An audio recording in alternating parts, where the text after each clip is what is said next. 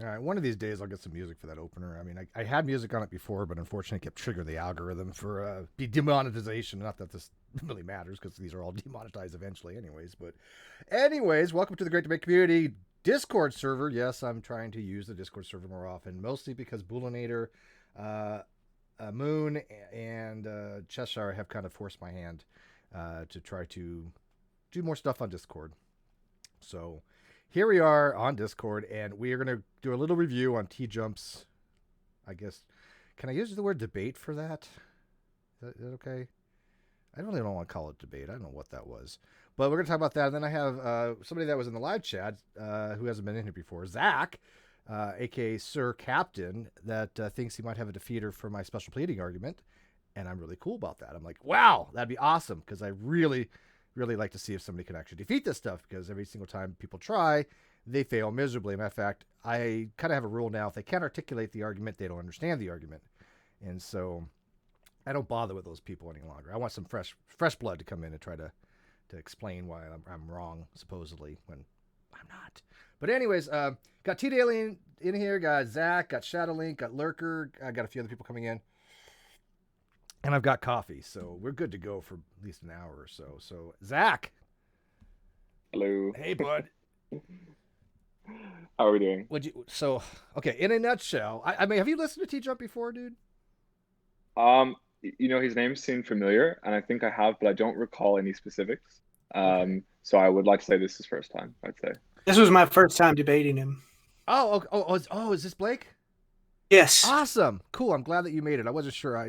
Your name obviously doesn't match, but cool. Okay, I want to talk to you too. Sweet. Okay. And by the way, when I say there wasn't a debate, it wasn't really because of you. By the way, I'm not. Oh no, I've already a flood of messages have come in to me. Like, what was his problem? And I was like, I don't know. Well, okay. First of all, okay, maybe I'll just ask you first before I get to Zach. What the hell was the debate about? So the debate was supposed to be about what should the definition of atheism be. So if you're in dialogue with a theist, It wasn't really because of you. How should you concede the definition of atheism? Okay, and that's so fine. There's nothing wrong with that. That's utilitarian type argument. You were supposed to have a debate on what it has more utility. Yes. Well, what is better? What definition is better suited for trying to answer the question? Does God exist? Okay, I still would put that under utility, but yeah, no, it's fine. Yeah.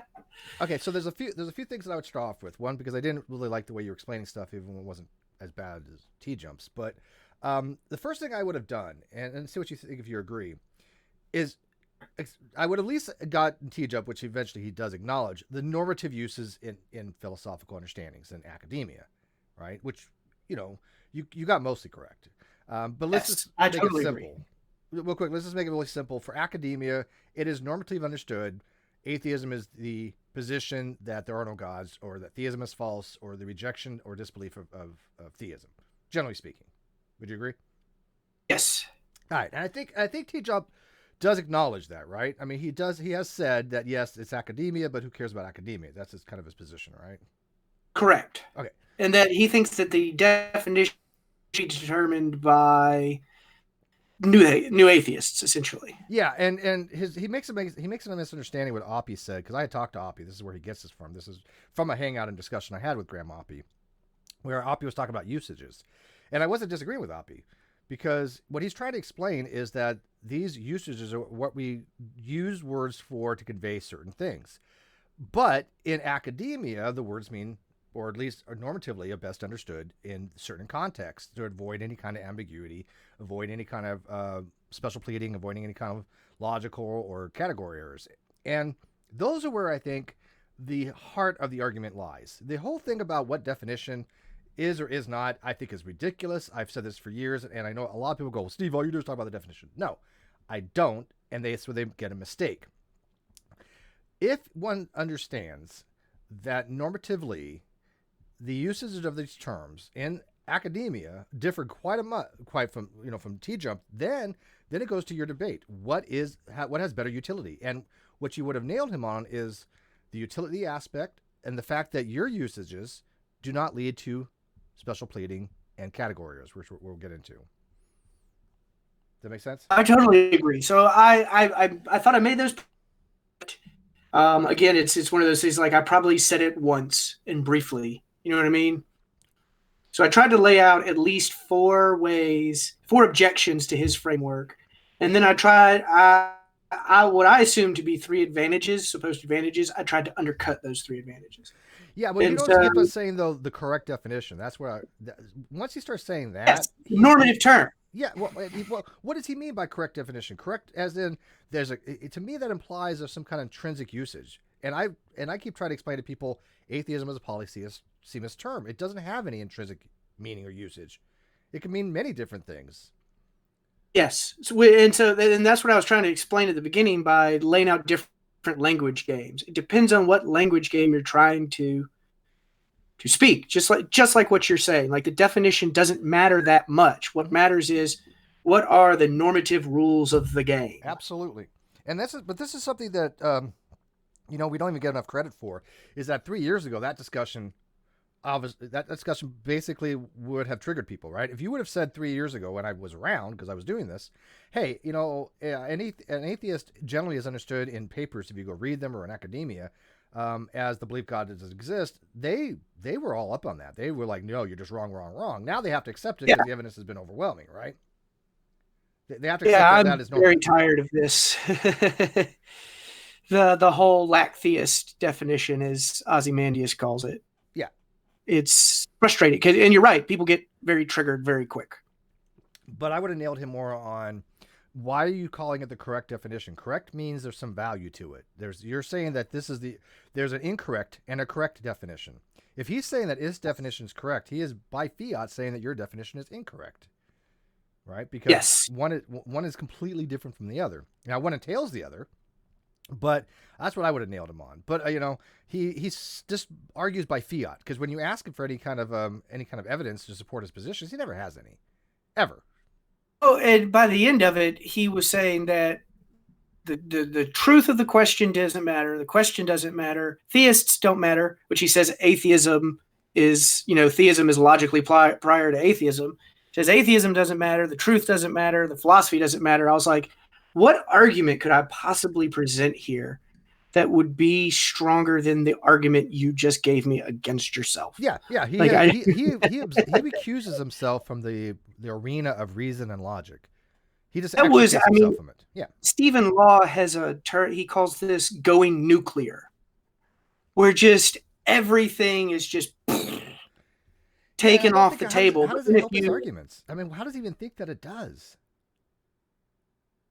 Your guess is as good as mine. So I thought it was, and I came prepared to this debate thinking it was this, but maybe I'm wrong. So I thought that he is starting with a substantive assumption about reason, and that substantive assumption is that any gods are imaginary until demonstrated otherwise. And so I thought that was his starting point. Okay, and okay. So then we'll get to Zach here in a second, but this is what really kills me about Tjump's reasoning.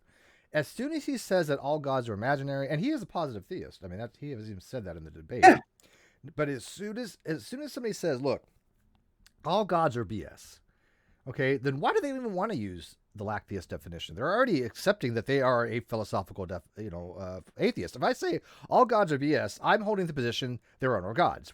It seems to be a implication. Right, I wouldn't call it an entailment, but it's definitely an implication.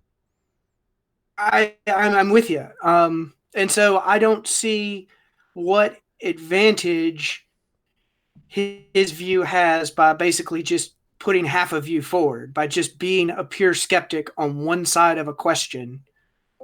I just don't know. It has no utility, and that's what I would have nailed. These things would get cleared up in this discussion, but.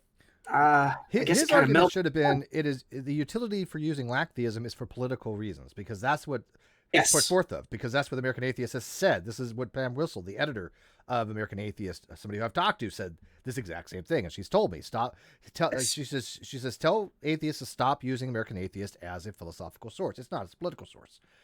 If you want to do that to increase your demographics artificially, which Silverman from American Atheist points out, and I believe Smith in a case against God did as well. That's a utility argument. Okay, he could run that, right? He could run that. It's not a really good argument, but it's at least a worthy argument to try to run. But he didn't try to do that. No. He had no utility beyond, oh, just people use this, therefore that's what we use. Well, that's like saying if all creationists wanted to use evolution to just merely mean change and species to mean kind, should we adopt that usage? I use the example of he wanted to say, we should look at people who self-describe as atheists, and that's where we should get the meaning from. And I'm like, well, should we look at self-described pedophiles and get the meaning of that term from them? No, we should. It should be within a much larger context in which we're calling someone these sorts of labels, and the meaning of terms shouldn't be limited to the political advantages that it has. Yeah, I agree with that. And groups don't tend to label themselves, right? A group, these terms are out of the world as a whole. And by the way, the local atheist here, and I don't mean as local as in like a local god, but I mean local to like the United States, we're not the only people out there. Globally speaking, I think Tjump is in the minority in his usages. And by the way, he has a very stipulative usage of atheism, very stipulative. His position is that, there's no good reasons to believe in God. And then you ask him, well, okay, there's so much wrong with that it's beyond my imagination why he thinks it's a good stipulative definition. But that's not typical for even most lacktheist. Just not. That's what I came in expecting, because I wanted to put forward, the counter example of like a negative theist who says, look, there's no good reason to doubt there is a God. Things just are the way they seem to appear. And it seems to appear to me in my form of life that there is a God. And so they're basically at a stalemate at that point. Yeah, if you're saying it gets you anywhere. Absolutely nowhere. And that was one of the points I tried to bring up, but I don't know if maybe it went through. There were two advantages that coming to the debate that I thought he would try to put forward as a reason for his view. And the first is that this definition kind of affords atheism the same flexibility that the concept of God enjoys. I mean, we have to ask the question, like when someone makes a claim about God, we have to say, well, what do you mean by God? And it's a very, that concept has a lot of flexibility to it. And so maybe, this definition gives atheism that same kind of flexibility. But I pointed out we already have that flexibility is already achieved by the distinction positive atheism and negative atheism. They even are parts of the debate like atheist camp, and he was in the negative atheist camp. They were already using that distinction, and I want to be like, no, I'm not a positive atheist. I'm just an atheist. Well, I mean, okay, and this goes into what we're going to talk about with Zach here in a few seconds here. A positive atheist and an atheist in philosophy are synonymous terms. One doesn't mean anything more different than the other. Exactly. Okay. Positive atheism and atheism, I think negative atheism is just a skeptic. Well, no, a skeptic is actually somebody who doesn't accept knowledge, right? Well, that's one. That's fair enough. But I'm talking about someone who's just inclined to not accept a claim, question or refute an opinion. Yeah, right. No, you're right. And the problem is, and they can do this. This is not. I'm not trying to criticize the ACA for it, but they use the term positive atheism in a very different way. I don't know if you know that or not. The way they use the term positive atheist is basically friendly, like positive outlook, right? They're not using positive atheist to mean somebody who actually holds the proposition of false, which is a little bit confusing, but they have been clear on that, so I can't really come down on them too much for that because no, that's fair. Yeah, they're not trying to mislead people or equivocate, and so I don't have that much of a problem. It's just I wish they would have picked something else, right? But I think you hit the nail on the head when you were saying that the real advantage to this definition is that it includes agnostics and other non-theists. Correct. And so the political move, which is fine if we're playing the political language game. Right, and I don't. The problem with political language games is you're sacrificing precision and you're allowing contradictions or at least category errors. And I don't like category errors, and I don't like special pleading, which is the argument that we're getting into in a second here. Because if you want to include people like agnostics, like myself, one, you're violating I don't want to be in that group.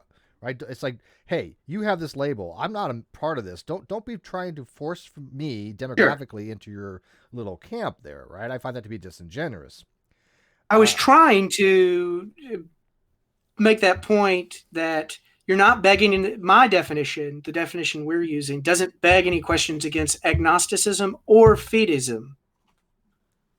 The Oh, view yes, that true. But you know what's funny is, according to Tjump in his last debate or a couple debates ago, he actually said that fideism would be atheism or something. It was really weird. yeah. So he was saying what he was is he pulled an apologetics move and said that there was ontological atheism and epistemic atheism, and that fideists would be epistemic atheists. And I was like, come on, dude. It's so dumb because he's actually saying, okay, I'll get to Zach in a second, but it's so dumb because what he's saying is this.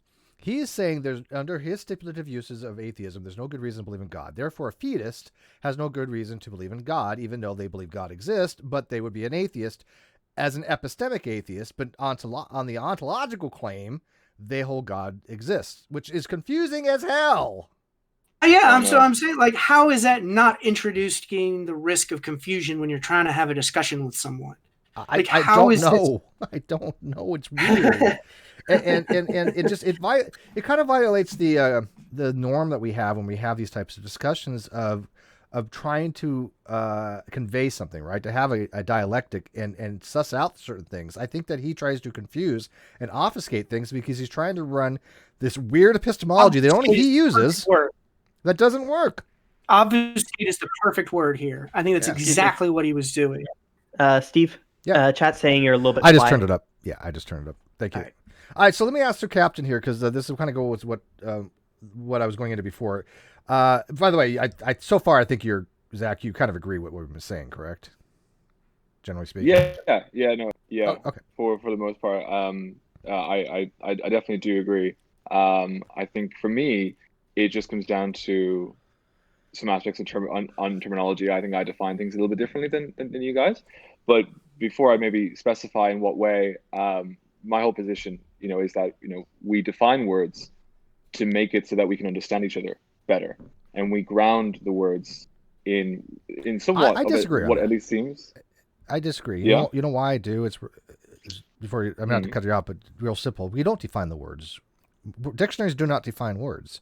What dictionaries do is they explain normative usages, colloquially speaking. They're called sensu I mean lato. that though. That's right. That's what I mean. Yeah, so we're not saying this. If you read something in a dictionary, this is where I think a lot of atheists make a mistake. It's giving you a synchronic usage, a usage for the time, right? Not whether opposed to a diachronic, which is historical context. So if you're reading a dictionary, this is telling you, okay, this is generally how the word is used in the most liberal, broadest interpretations. But it's not telling you that is how the word is to be used. It's not prescriptive.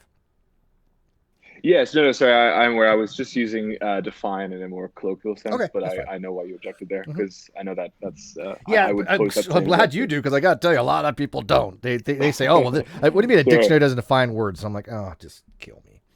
But all right, so I was more saying that the purpose behind having words be accepted is so that we can explain concepts and positions between each other better, and obviously those usages are like that, so that we can understand each other basically. Totally, yeah. No, I agree with you on that. They're to convey concepts.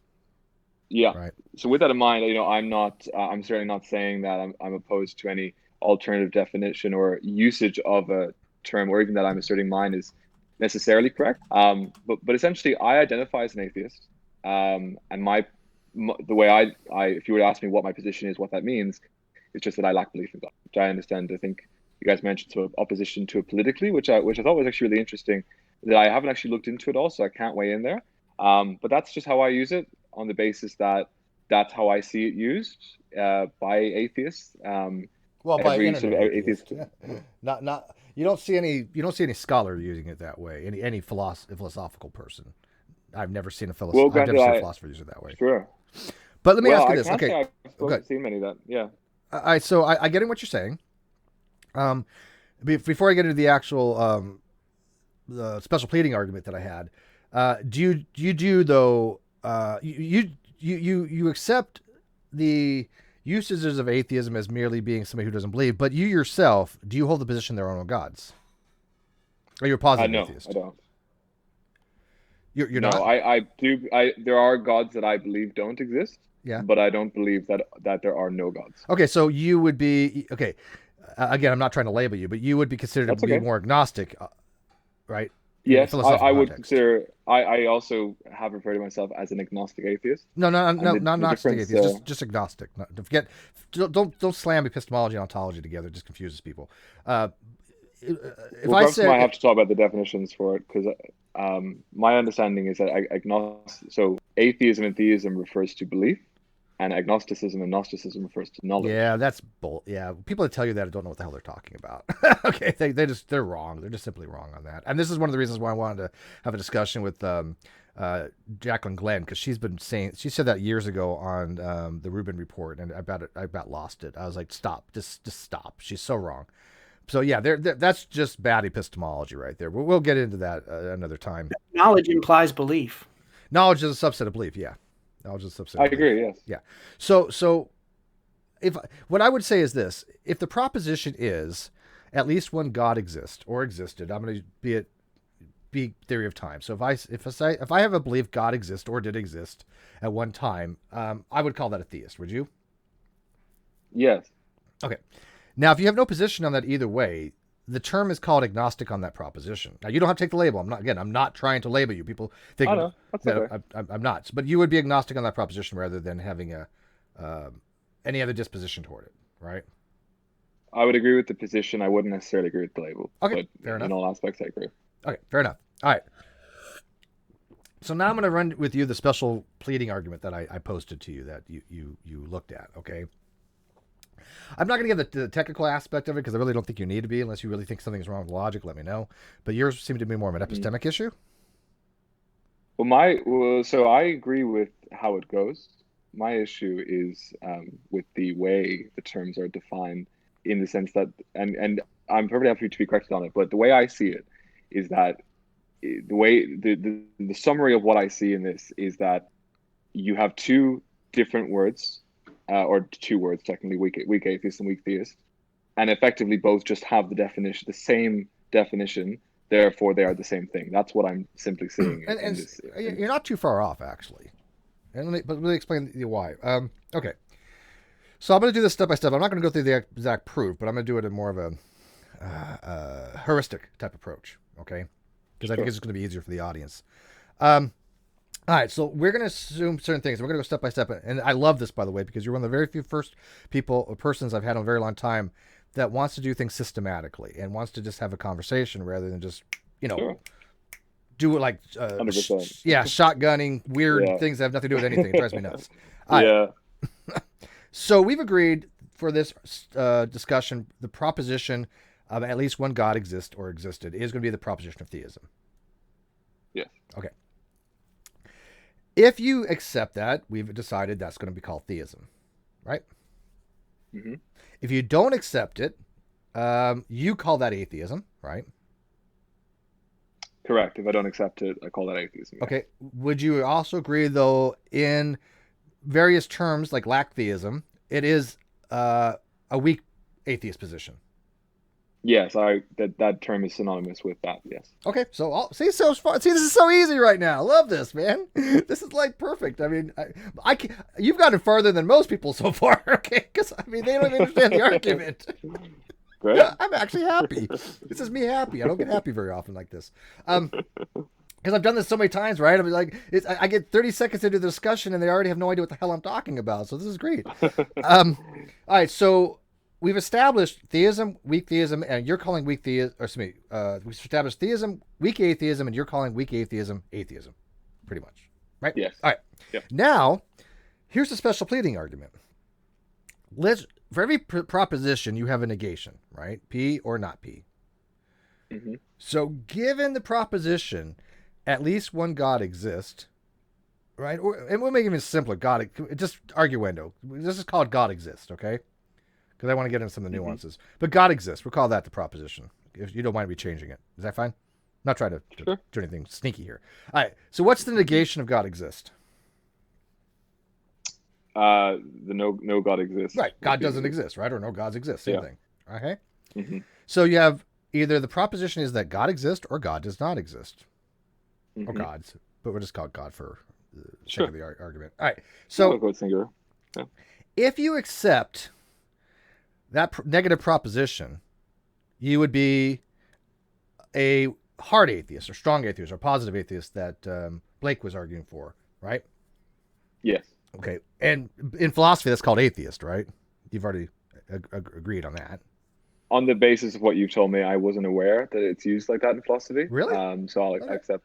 Yeah, actually, I was surprised that it's Good. actually used Okay. that way. So. Well, it is. That is normative in philosophy. I can give you a lot of papers to read, and you'll never find a paper that uses it in the ACA or American Atheist type way. It just doesn't exist. Sure. But No worries then. all right, so, but you would agree, even if that was not the case, somebody who believes there are no gods, what else would you call them? They're right. That's an atheist, regardless, one way or another, because they still lack a belief, right? Because if I believe there are no gods, I lack a belief. It entails the other one, right? You're spot on. Yes, they will always be an atheist in that regards because they will. You're doing a hell of a lot better than most, because I actually had people argue that wouldn't be an atheist. I'm like, well, how is it? Wait a minute, you're telling somebody who actually believes there are no gods and they're not an atheist? I'm like, no. Okay. Yeah, trust me. Okay. So now let's say you don't accept that proposition that no atheist. Okay. Mm-hmm. The theist can come along and say, hey, you're not accepting that proposition. You are a weak theist. Therefore, you are a theist. By the same reasoning. The weak theist job. Yeah, but it's by the same reasoning here. Because if you don't allow the theist to do that, Holy hell, you I are love this special argument. pleading. What, Blake? I said, holy hell, I love this argument. This is undefeated argument. I've actually ran it by PhDs in logic. I have the whole proof in the video description. If you want to check it out. I would like to be part of this project. I mean, the proof is very long. I mean, I actually have it broken down in actual predicate logic, and it's not a small argument. Okay, I mean, I can't show it to you because I could put it here. Please continue. But if you want to go check it out, Blake, that's the actual argument using logic. Yes. Okay. Yes, I will. And like I said, I haven't had it defeated Definitely. yet, and even people that I know that are well versed in logic says it's valid. It's not been and sound. defeated yet. I will be happy to be on one side of this. Sweet. Yeah, like I said, I would love for somebody to show why it's wrong, because if you're going to show it's wrong, you're actually going to show people that actually checked it to be wrong, which would be kind of cool, right? Yeah. And by the way, Cool. It's not extremely rigorous, but whatever. But, Could you go into the definition of weak theist? yeah. That's the main one. Yeah. So a weak atheist is somebody who doesn't accept the proposition.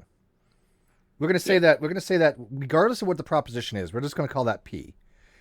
And there's different ways you can have an indexicality of it, like for a person, right? S would be a subject, A would be an agent.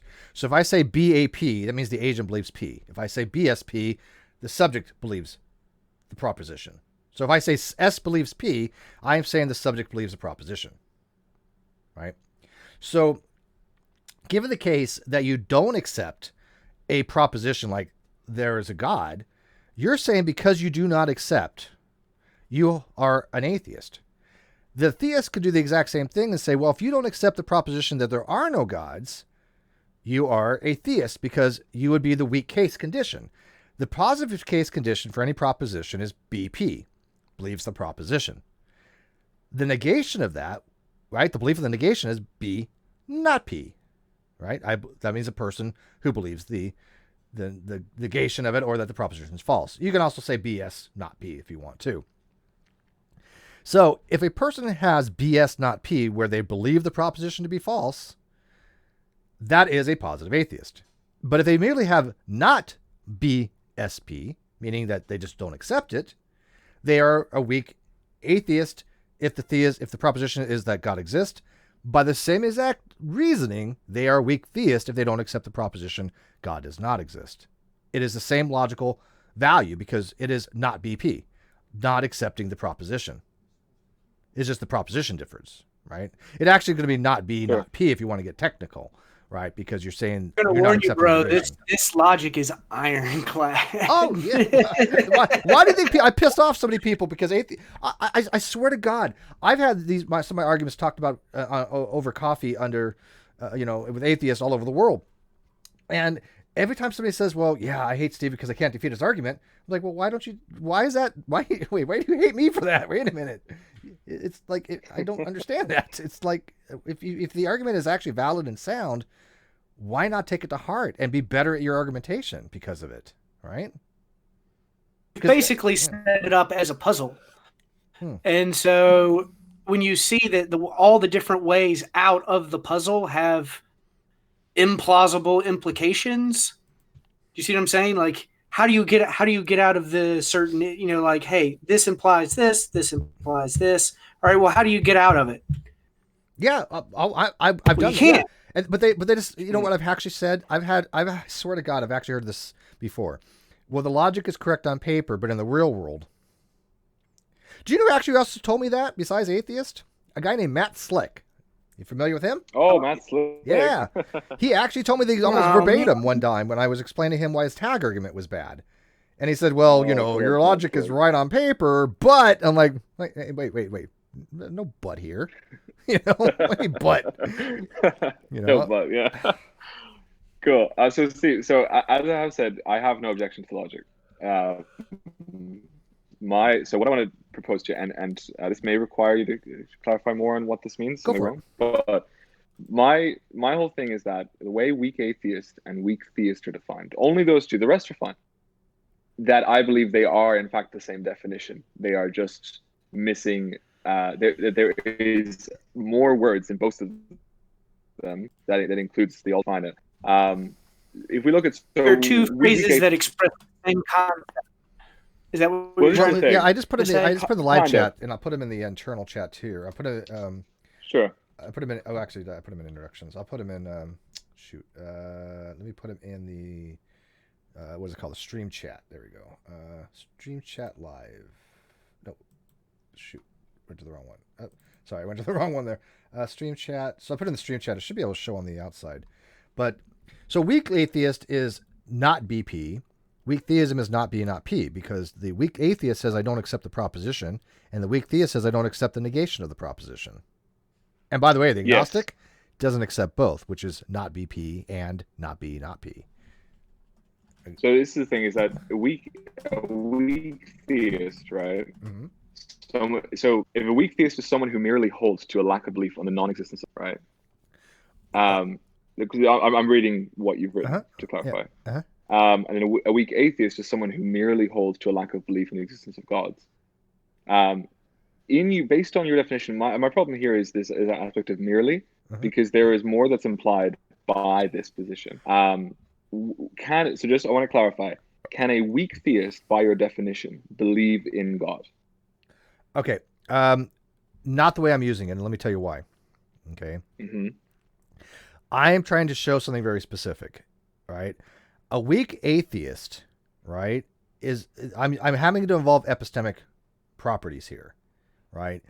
If you are we're going to call it a strong atheist, right? A strong atheist believes there are no gods. That's going to entail the logical value for weak atheism, right? Because B, not P implies not BP. If you believe the propositions to be false, you don't believe the proposition. Well, it has to entail that logically, right?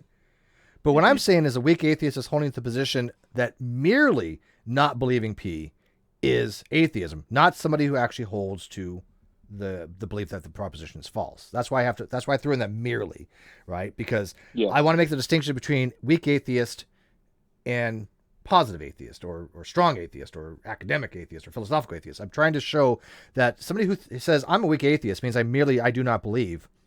That's an epistemic claim, right?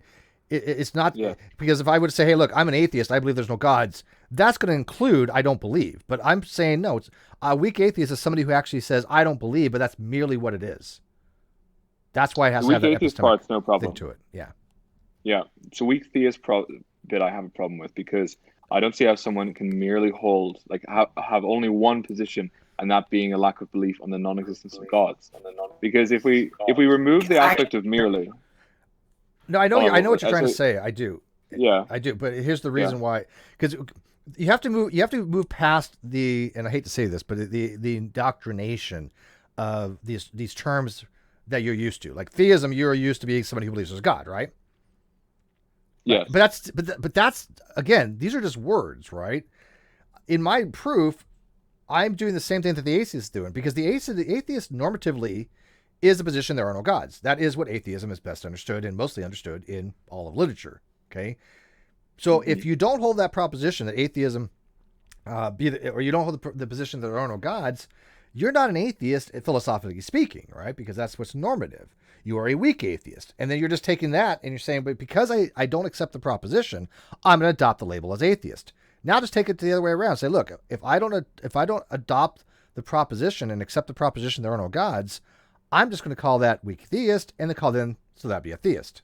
So here you have a condition where a theist doesn't actually believe in God, just like you have an atheist who doesn't actually believe there are no gods. Same thing. It's just mirrored image. It's called mirroring, actually, what it's actually called. It's the same thing. So you have a condition using, if you accept these lackadaisical usages, you have a condition where you have an atheist who doesn't actually believe there are no gods, just like you have a theist who doesn't actually believe that there are gods.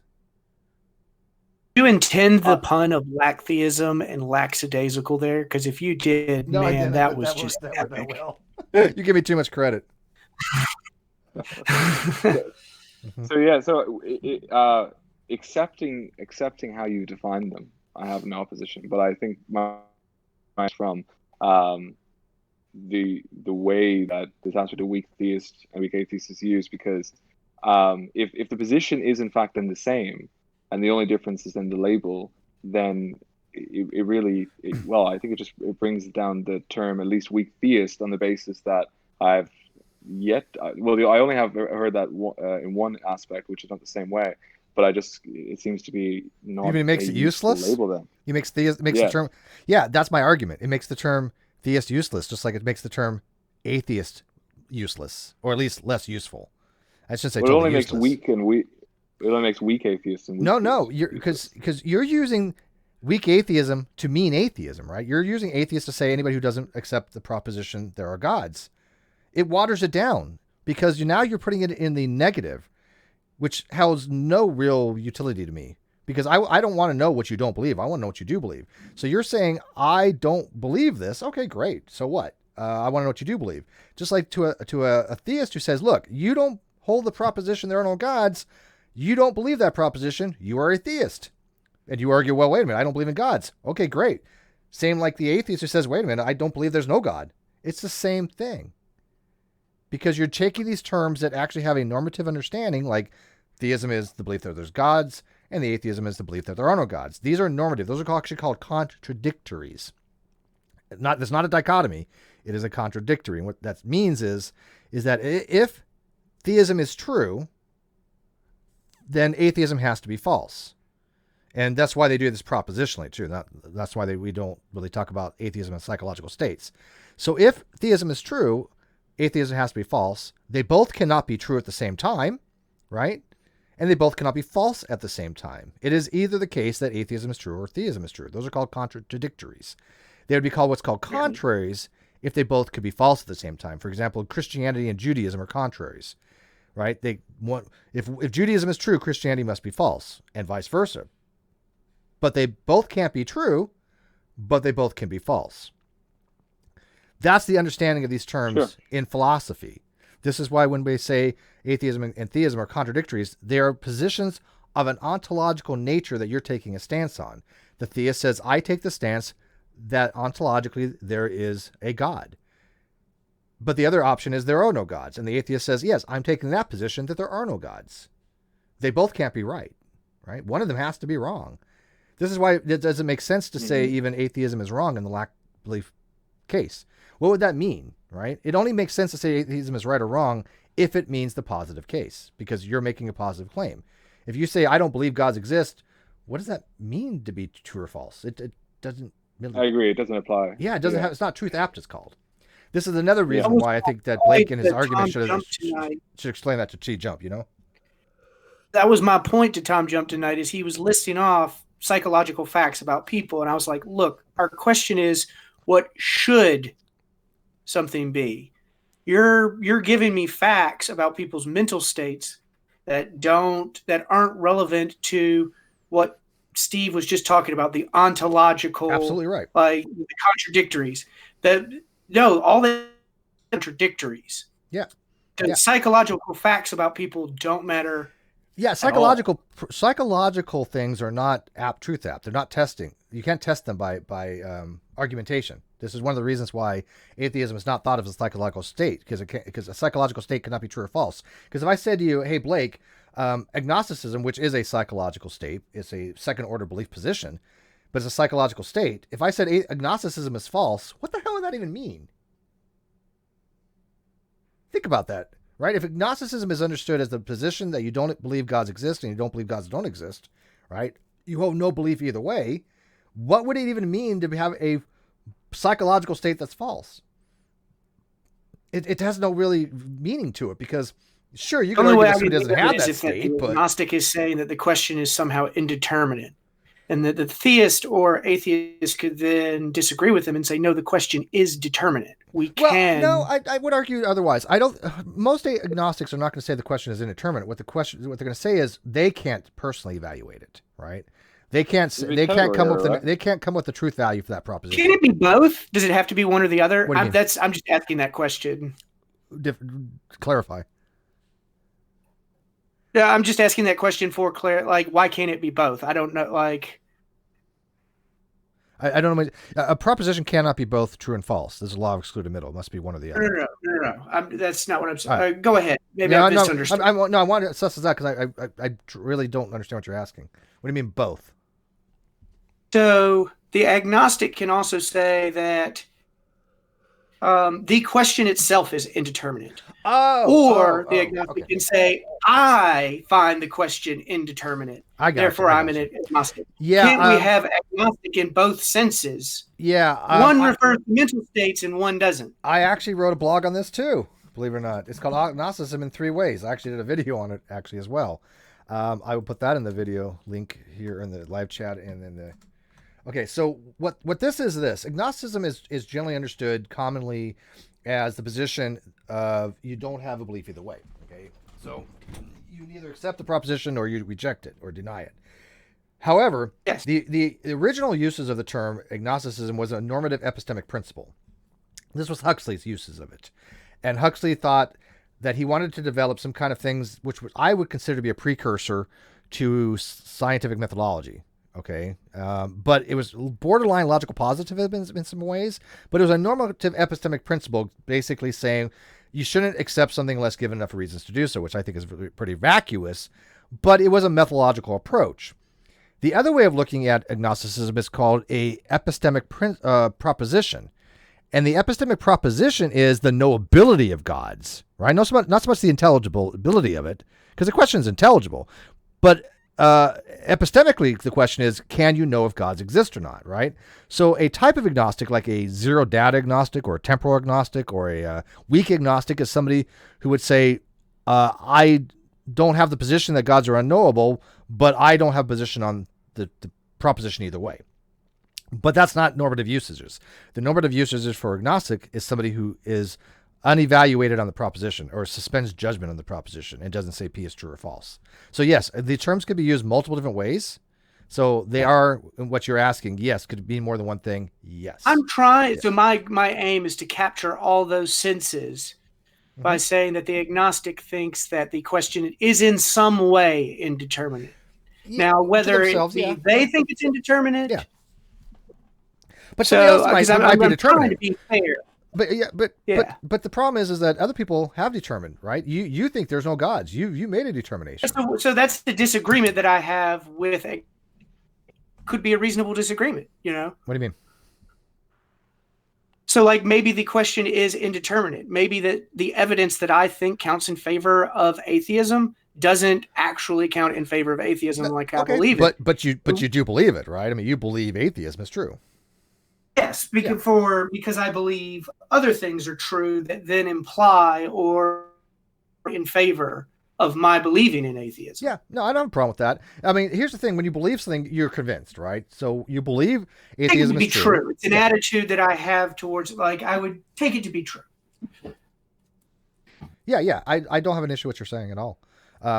I think that when we formulate our beliefs, we're saying to ourselves, it is more likely the case that this is the condition that exists ontologically in the universe, the state of affairs, that this we're going to hold to be the case. It's not a knowledge claim. It's a belief claim.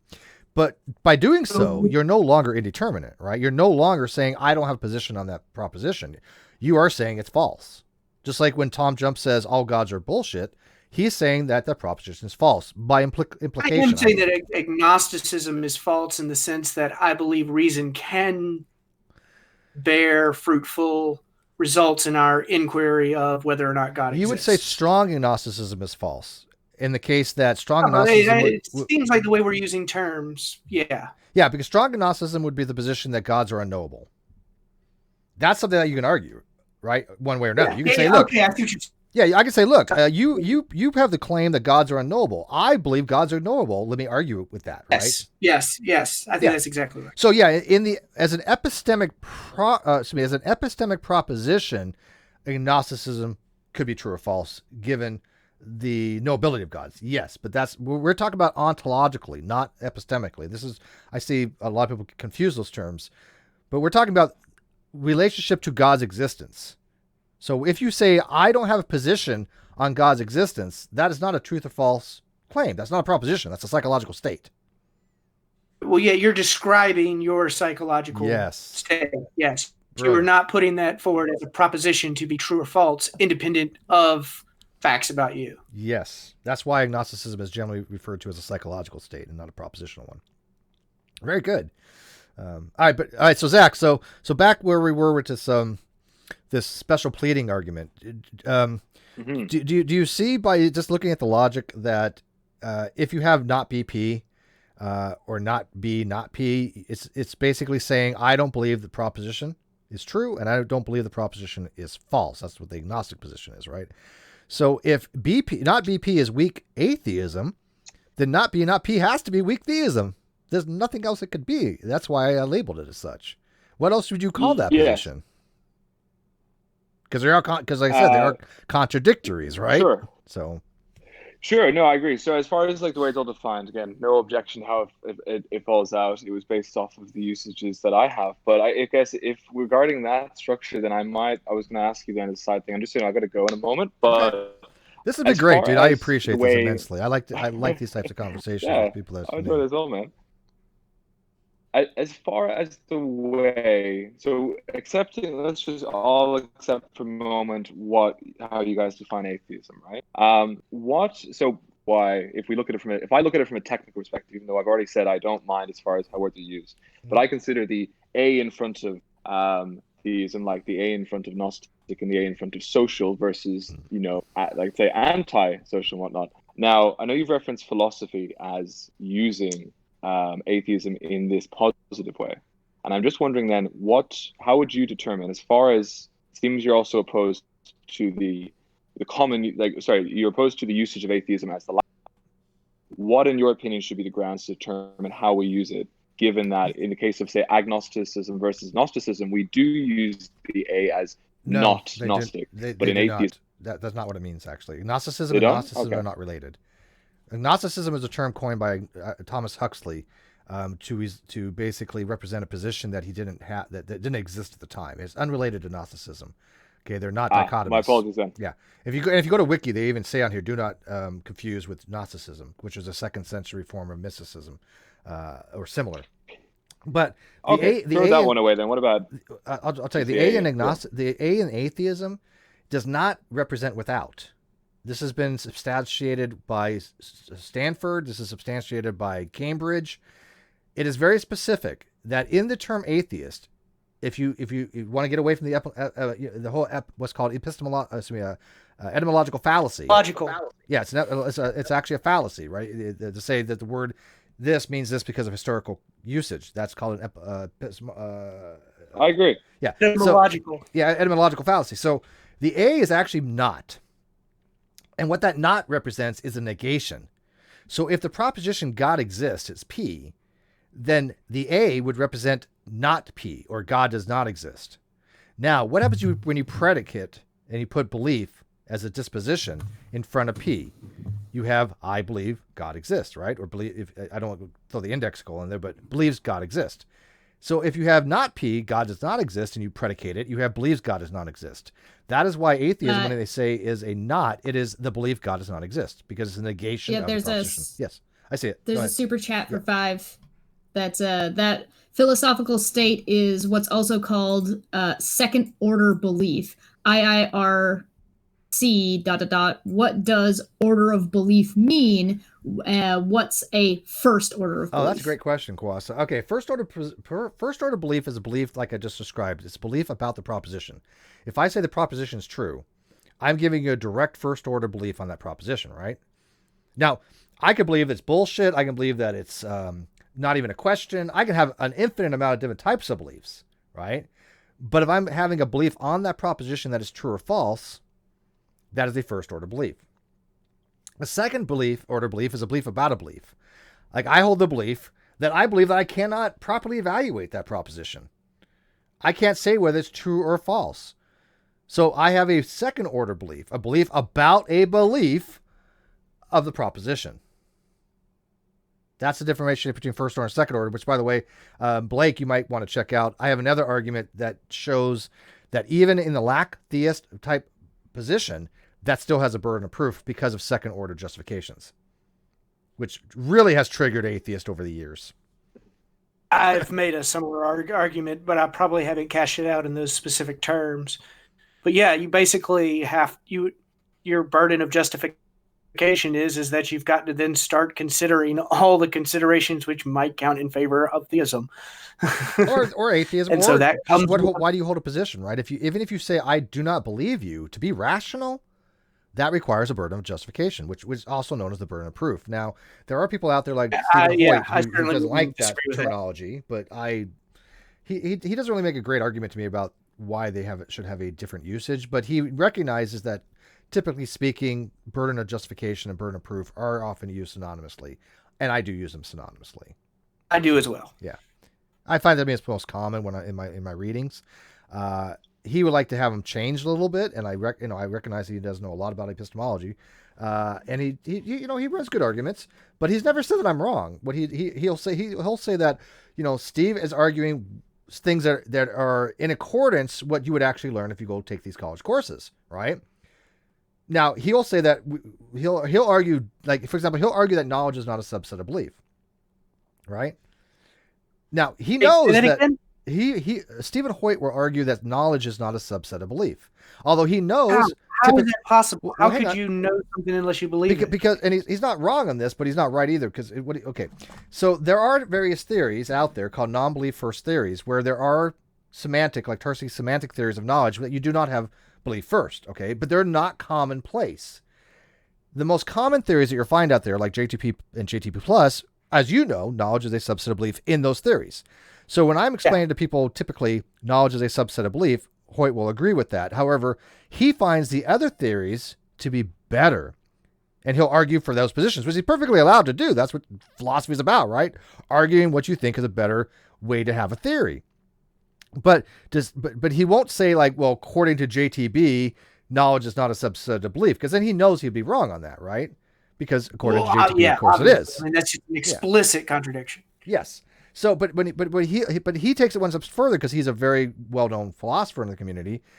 He'll say, look, you can't say Steve's wrong because what you're saying is academia is wrong. If you want to say Steve's position has argue against it for lieu of a better position, like a semantic theory of truth or something like that, that's perfectly fine. But I don't even get that. I don't even get the common courtesy of somebody saying, "Hey, Steve, let's discuss, like foundation, your foundationalism versus coherentism. Let's talk about that." Or, let's talk about what's a better theory of knowledge, JTP or JTP plus with truth tracking conditions. No, I don't get any of that. I get, Steve's just wrong because reasons. It's very disconcerting. Yeah. Because psychological reasons is generally what the argument is. Looks like, at least it's been that way in your experience. Yeah. But anyways, Zach, I know you got to get it going soon. But yeah, check out my blog. And like I said, I have a really good argument that shows that everybody has a burden of proof if you've got a position to be rational. Now, if you don't want to be rational, that's fine, right? I mean, we assume principle of rationality. And by the way, you can hold a position and not be irrational and not be rational. They're called irrational positions. They do exist. Yeah, I do agree with that there is always a burden of proof in some way. I was just going to say last before I go that what you mentioned about with the A in front of and the not, I realized essentially that you see it as it being not the negative and believing the negative, and I just put the not before the belief as opposed to after, if that makes sense. Yeah, no, that's typically atheism, but that's just not how it's actually understood in academia. Oh, I understand that. Yeah. But I think that's just to summarize our difference there. Yeah, your negator is in a different place. Your negation is before the predicate, not before the proposition. Yeah. Which I just thought I'd summarize the difference there. But I think as far as the actual positions, ignoring any actual definitions or usages, I think we hold the same position. And I think the difference is also that you're willing to learn.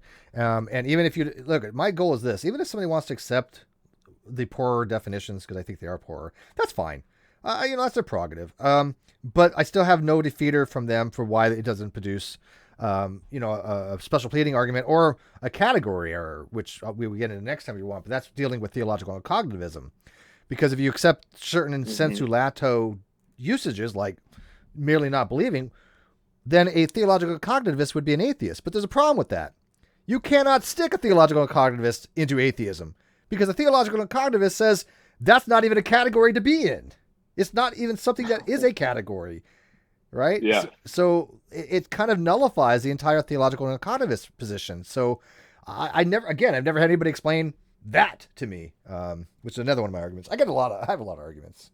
I got to get out more. Well, I will check out your blog, Thank you. and if I have any questions or maybe objections, but I'll read it all first. I'll send you an in Thank maybe you, we sir. can chat again sometime. All right, appreciate it. Your attitude is a breath of fresh air. Goddamn just so right, you know. right? Oh my God. Sure is better than people in the chat. Right? I have to debate Mr. Batman soon, so I kind of need it. Because wait, not who I'm thinking of. You're not debating Yes. Hillbilly. Yeah.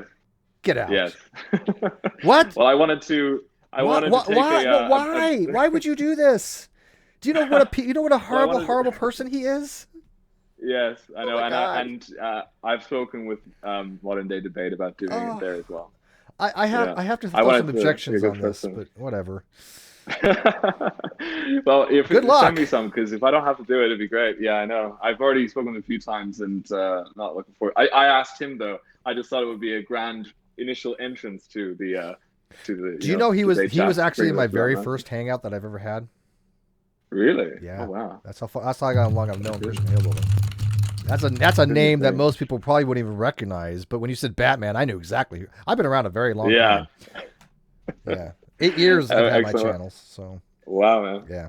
It was a long time. Well, Good guys, luck with that. Pleasure, and I look forward to speaking to you another time. All right. Thanks for having me on. Yep. Great talking with you. Yes, very much so. But all right, so back to Blake. I guess. Well, that was pleasant. Hi, Chesh. By the way, Nice guy. Hey. wasn't it? Damn, I'm telling you, it's like nice when somebody actually listens and understands, and I didn't have to explain to him like bare basic stuff. He actually understood. I'm like, this is great. Yeah, it was nice. It was nice to come into that after I've just been, on Twitter getting into trouble. Oh yeah, yeah. Well, I don't know if you noticed. I got to play with. I did. I got to play with a little bit of a piece of meat today, and it's been a while since I had a chew toy. So yeah, I saw. It was definitely easy street. Not gonna lie. Well, I mean, because Stop That's a better way of saying that. I've noticed that like every single time when somebody says, "Well, Steve's dishonest" or "Steve's not intellectually honest" or blessed like that, they never get my argument right. Ever do they get it right? It's like a huge straw man. Yeah, it's just logical fallacies and running away, and But did you see the I trouble absolutely I was love getting the into on argument. I've Twitter? been reading over it several times now. Who's Steve's argument? Yeah. Yeah, I thought it was pretty well put together. It's not like I throw this crap together and hope that it works. I have to refine things over a period of time, right? Because I ask people that do know what the hell they're doing. Nah, it's because you posted the middle of the night. People think you just came up with it that second. Well, I've done that. Actually, I've done that before, but not that one. I actually, You end it. yeah, I love how you end it with a Dr. Graham Oppie quote. There is nothing that places agnosticism closer to atheism than to theism. I love that quote by him. That's good. Man, that's good. Man, that's good. I've read Oppie. Like I said, I've actually talked to him. I was thrilled. Yeah, I loved interviewing him. He's definitely one of my more favorite interviews to have done.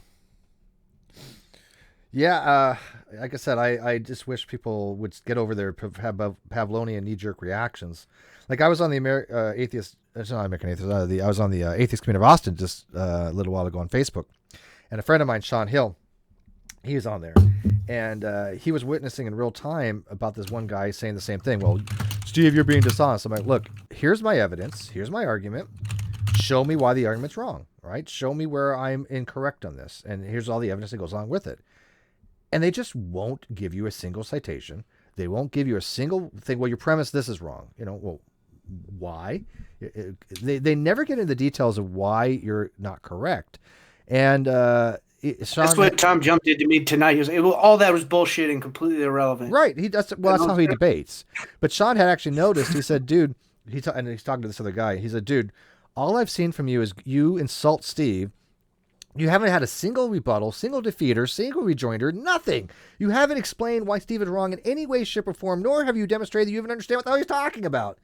Right? And this guy ended up blocking me. Right? I'm like, this is, and I even said in there very clearly, this guy's never going to produce a shred of evidence for anything he said. Watch. I mean, I've just gotten to that point where I just know when somebody has no evidence whatsoever. Because he said, well, Steve's bitter because Matt Dillahunty basically handed his ass to him. I'm like, really? When did this happen? Because I've only talked to Matt Dillahunty one time. And Matt Dillahunty just got butthurt because he didn't understand how Twitter worked. Yeah, that's why he blocked me. But he wasn't even referring to Twitter. He was like, well, Steve, Matt Dillahunty's destroyed you in this argument before. He's had you your ass. I'm like, really? I did not know this. Please show me this video because I must have missed it. But anyways, what's up, everybody else? We got a lot of people in here. They're just kind of hanging out, though. I was getting in trouble on Twitter. I've just been sitting around, trying not to move too much. What's going on Twitter?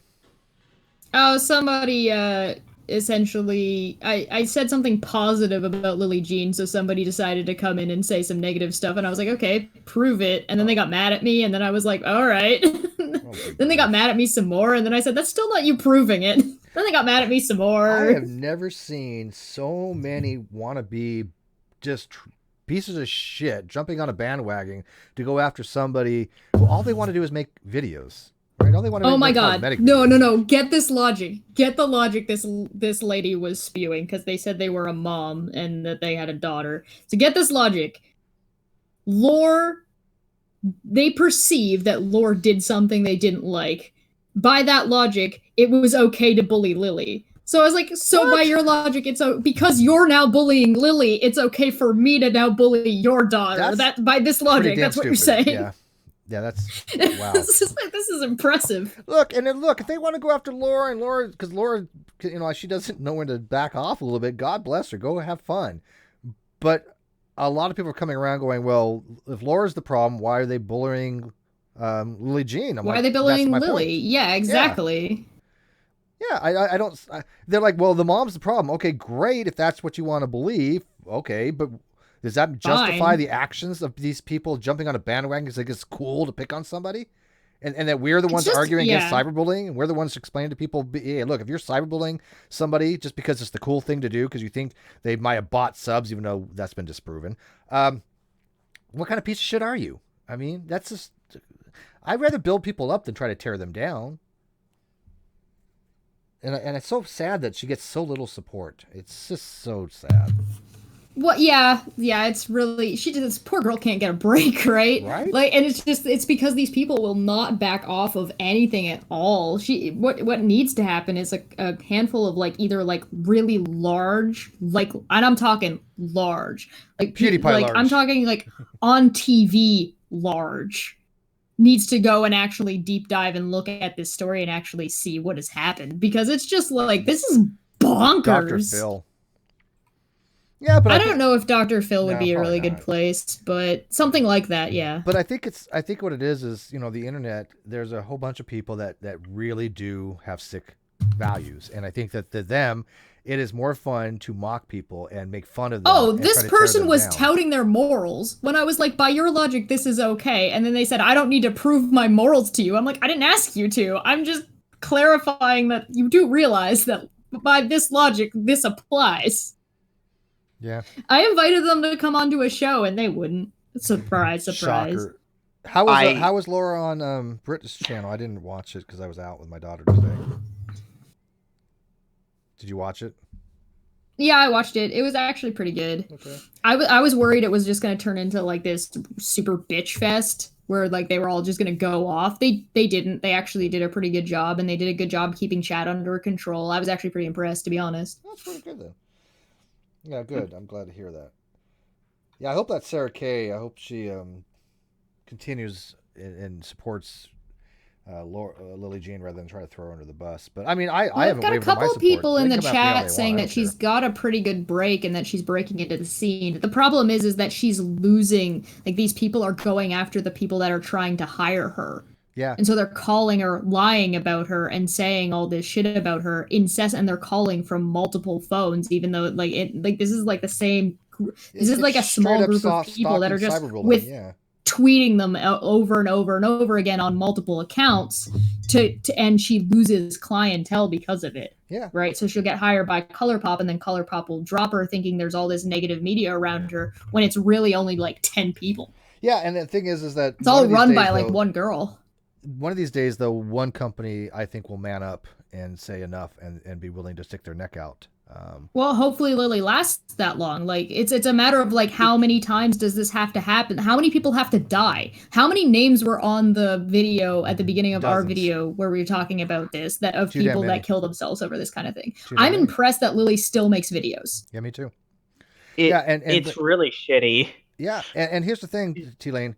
Wow. I am very proud of the work we did on those videos and to explain what cyberbullying actually is and to show that this poor girl, since she was 15, has been getting death threats, has been treated so horrifically because they've taken what she has said and taken it out of context. And by the way, the same type of bullying that she goes through, we see in our own community all the time. And it's not just me, it happens not to just us, Shesh. yeah. We see it with other people as well, and they see it. I've had people that legit, you wouldn't expect to get bullied, go, holy shit, this person has completely taken what I just said, moved out of context, or get death threats. Moon had death threats, for example. So, I mean, if you don't think that it cannot happen to you, it will at some point in time if you're on the internet, if you have a position somebody doesn't like. Instead of going after your position, instead of showing that your argument is wrong, they attack you by character assassination and smearing. That seems to be the cool thing to do, and that gives you, a small bump here and there. I don't think it's going to make anybody super famous by going that route, but to them, it's feeding their narcissistic egos to say, look, I'm popular because I'm virtue signaling because I, treated this person like shit. That's like the cool and it's a self-righteous behavior because Lore's so bad, therefore they're justified to go after anything Lily does. We've started just using a hashtag called leave Lily alone because even if Lore has done all of these things and even if Lore is bad for Lily, it still does not justify going after Lily's career. Correct. Or her in general in any way at all. Yeah. And even if she did say something bad, like let's say she did say something that could come across as racist when she was 14. She's 18 and has been doing things to try and help the Black community. Like this is ridiculous. Because you've decided to take something in the most horrific way possible when it clearly was not meant that way. It's been clarified, but you're still like, nope, she deserves to suffer and maybe kill herself if we're lucky.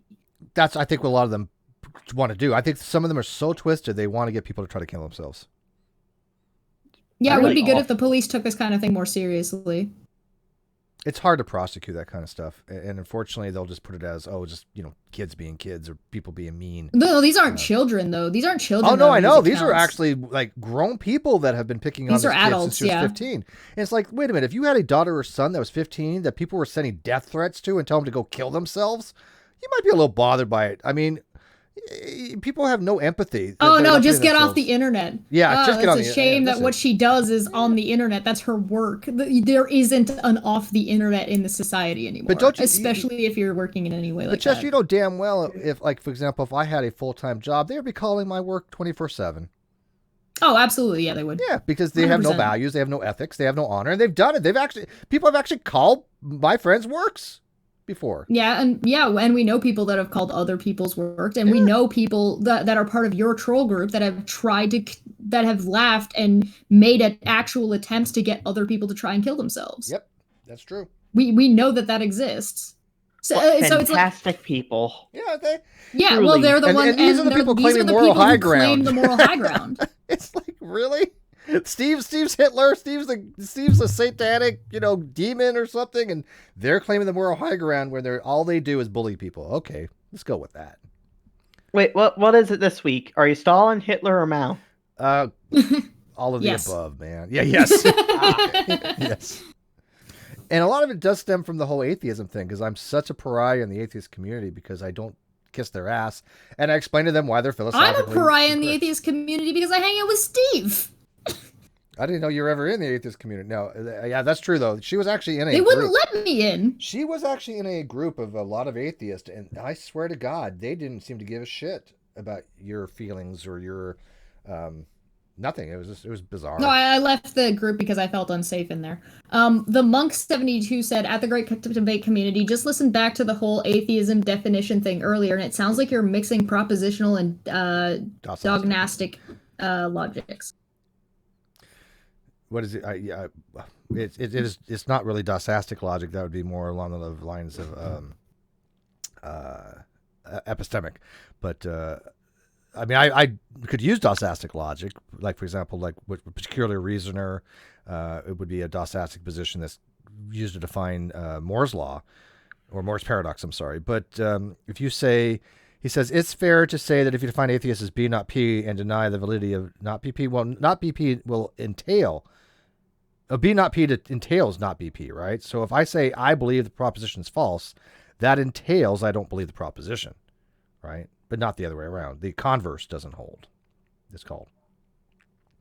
Josiah's like, lost another 5 followers today after tweeting you. Yeah. Yeah, I've been going down on my Twitter. Not very many. I think I lost like 20 last month. And I've lost some subs, but I've noticed that the subs that I've lost, I don't even know who they are because it seems like the same people still coming around. So no tragic loss, I guess. But if I did this for the subs, I'd be a lot bigger, I guess. I'd be sucking up to people like Matt Dillahunty, right? I have what's called ethics, and I'm not going to like kiss up to somebody because, they happen to have a bigger channel. Hey, Gary, by the way, in the live chat. What's up, buddy? Well, this was fun. I'm actually kind of reinvigorated. There's actually somebody who really wanted to come in and have a decent conversation for a change. I mean, yeah. It's nice when people actually want to have conversations instead of shitting you. Yeah, or just to say that I'm wrong by fiat and not understand anything that I'm saying to them. Like, I got a lot of shit thrown at me tonight by Tom Jump. Well, yeah, Tom Jump's an idiot. But you notice the people that are on Tom Jump's side, not a single one of them would understood anything that was going on. They're just like, oh, well, Steve's wrong. Okay, sure, whatever. Those are the ones that nobody's ever going to have a conversation with. Those are the ones that Dr. Oppie is never going to have a conversation with, or anybody that knows anything about the topic's not going to bother with any of these people that think Tom Jump knows what the hell he's talking about. Because I got to tell you, I know some PhDs that I swear to God, I'm not even exaggerating. They will vote for the other person Tom is going against, no matter what it is. If Tom debates flat Earth, they hope Tom Jump loses. He's just that bad in epistemology. Ooh, that. Yeah. Dang. Because he is. I mean, he really has no idea what the hell he's talking about. And then he has the audacity to try to say that I don't. Okay, that's fine. But why is it that I'm able to carry on a conversation with people that know what the hell they're talking about, and they just go, what the hell is he saying? I mean, when he's trying to run an argument that morality deals with imposition of will, involuntary imposition of will, and that a rock that falls on your head is immoral, you've lost all sense of reality in what moral context even deals with, if that's your damn argument. Which it was. Grandpa Rock needs to get a job. Stop hitting people on the head. I will never be able to get over that. I mean, I've talked to people about that particular argument that Tjump has, and I have yet to find a philosopher that doesn't go, what? Yeah. Unfortunately, I think we are observing an example of the Dunning-Kruger effect in action. But he's not even Now, halfway to probably Dunning not Kruger. It's like at the origin. I mean, he just knows nothing. Well, I think he feels like he knows enough to have a channel in which he devotes time to discussing it. So, I am trying to make a percentage of it, and I'm definitely reaching at this point. Thoughts that I thought were going to come at me with today, like what I thought would have been the quote unquote strongest points for nothing. My way. Well, I definitely, Blake, you're never going to hear this. You're never going to hear anybody go, hey, you know what? I need to understand this particular thing that I'm reading. Let me go ask Tjump to explain it to me. Yeah, never will happen. All right, let me go ask Tjump about that. Monk, I don't know what you're asking. If you want to come in here, just come in here.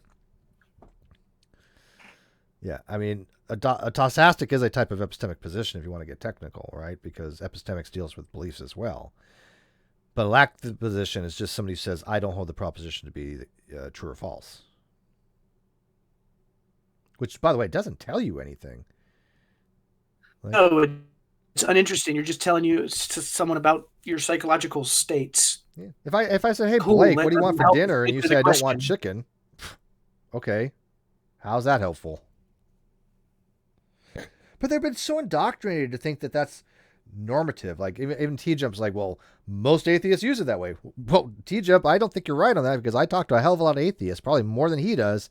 And I would say at the moment, most atheists, although they do recognize the lack of belief position, they are strong atheists and they prefer that. Most of them. And they make claims that are consistent with that. Yes.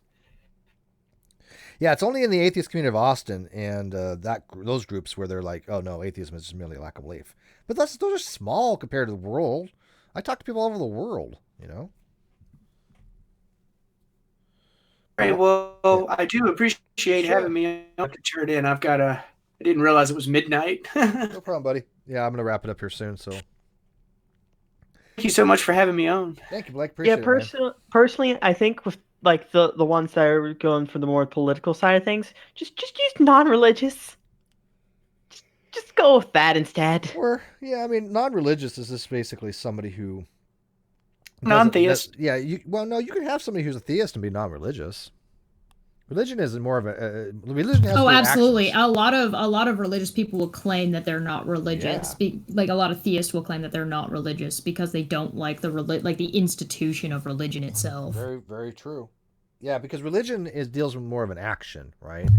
Because if you adhere to religion, you have to have certain tenets that you abide by and stuff. So that's why you can say, well, I believe in God, but you know what? I'm not religious because I don't do any kind of ceremony stuff. I don't do anything that I act upon that.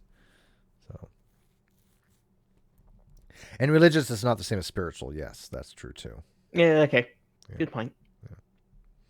All right. Well, I guess I'm going to wrap it up unless you guys want to talk about anything else. Anybody else want to come in and take your best shot? We're doing stuff on Thursday. Yeah, you're doing a show on Thursday, so. Yeah, we're doing an early that time of the month on Thursday, and then we'll have Monday show, obviously. Yeah. Tomorrow. Yeah, we got to figure out what we're doing for that. Yeah, we do. I know. I don't know, man. We'll figure out something. There's so much going on all the time. People don't realize how much stuff that we do in the background. Oh no, yeah, I get us a GoPro for the day and like just watch us we'll just display our screens for a day and be like, this is what we do. I have a lot of tabs open frequently. Yeah. I hate having a lot of tabs open, so I make sure I do not. I hate that. Yeah. Drives me crazy. Why is Toting Designs tweeting to me? And why don't I have him blocked? He just made a new account. Yeah, I already blocked the account. It's a waste of time. Yeah, well, he's so funny because I know some channels that have him as an admin. I'm like, really? Yep. He's a piece of shit. He basically made that account to make that tweet. Yeah, weird. I mean, he's just a troll. And worse is he was all on Kyle's side. I mean, he helped the Non Sequitur show to get destroyed. and nobody held him Yeah, he accountable was for in there that. he was in there hiding people who were making legitimate comments during the whole downfall I mean, thing. he And legit was helped laughing destroy and my bragging channel. about it. And help Yeah. Kyle get away with stealing $60,000. I'm sorry, I mean, he but I'm your. tried to help as much as he could, at least. Yeah, I'm sorry, but he's a piece of shit. Yeah. Somebody says they should do a show on humanism, which we have. Should we show on humanism? Yeah, Steve. we can do that on Monday. Why don't we do that on Monday? You want to talk about humanism on Monday? Because there's different types of Yeah. humanism. Humanism is a couple different things. It goes It's a along with philosophy and talking it's a about all the movement. feminism stuff we were talking about. Okay, I'd be okay with that. I mean, I have to review a Talk little about- bit, but yeah. Yeah, we can talk about humanism and egalitarianism. Yeah, we do review a lot. We do read a lot of stuff. Well, at least I kind of have to prep for a lot of this stuff. I have to make sure that I don't go on air completely clueless. Humanism is. He's the smart one. I just let him do the smart stuff. I don't know how to read. Well, you're a girl. That's why. I'm just, I found that I'm out just a tonight by girl. watching the Shills. You know, girls will be girls. Hey, as long as you can make a sandwich, that's it. That's all that matters. Well, Yeah. We picked up some good Yeah. hashtags tonight. I picked up hashtag leave Lily alone, and then we got the hashtag girls will be girls. Yes, girls will be girls. Girls is being In girls. watched the space. I watched the first Hashtag hour free of the that, titties. and you guys were brilliant. It was a good episode on the Shills, right? was That They show's called brilliant. 4, but there was 6 of them. Yeah, I got there late, but I definitely was watching. So, yeah, good on them. Hey, Yeah, it's a great Josh, show. Good question. Are you gonna send that guy some of your art to critique? Should I use a handle that makes it sound like I'm a boy? I don't know. Maybe. You know, who should we get on it? If they're available. You're talking about Colonel Sanders, right? Oh yeah, yeah. We should get Christy Santiago because she's a humanist and she does a lot with secular humanism. If she's available. Yeah, if she's available, hell yeah. I doubt it, but I love Christy, so. I think she would probably need more notice than Monday, but I think we should have her on to have that discussion either way. Yeah, I'll reach out to her. It probably won't be tomorrow, but I'm happy to have her come Yeah, we on. can get people like prepped for a conversation with her because like having like the baseline ideas before going into conversation with somebody about it is usually a good idea. Yeah, I like that idea. Yeah. Gers will be gers. Burrs will be burrs. Well, hopefully this week we'll get some news from the court and Durs will be get some durs. forward momentum. I mean, I have no doubt in my mind. I tell you, I'm gonna make a prediction right now that Kyle's motion will be denied. I think you made that prediction already. I'll make it again because I mean, it's pretty well Oh, certainty. hey, you guys! but- Oh my God! Do you guys remember when I was talking on the channel and I was saying, "Hey, how long do you think it'll be before people are coming by the that time of the month show?" And saying that this show is here because Steve told us to. And then even on that show, I then said, "Hey, how much you want to bet people are gonna say this is from Steve?" There's comments, just as Steve said. No, see, here's the thing. Here's the thing. See, I didn't tell her what to do. I just allowed it as the man. I allowed her to do it. He literally has nothing to do with it. Our group, he's not in Stop our it. group chat. He's Don't not listen in to our her. group Don't chat listen to for her. it. He's not involved in any way. She has to get my approval for everything. Don't. She's lying to you, people. She's like, Mr. I Steve. have a Mr. question. Mr. Steve, please, can I How- do this, Mr. Steve? Yeah, go ahead. Question: how many butts have actually been hurt in the last 3 months? So many. So many. They rat on a butt-hurts. KY at Target.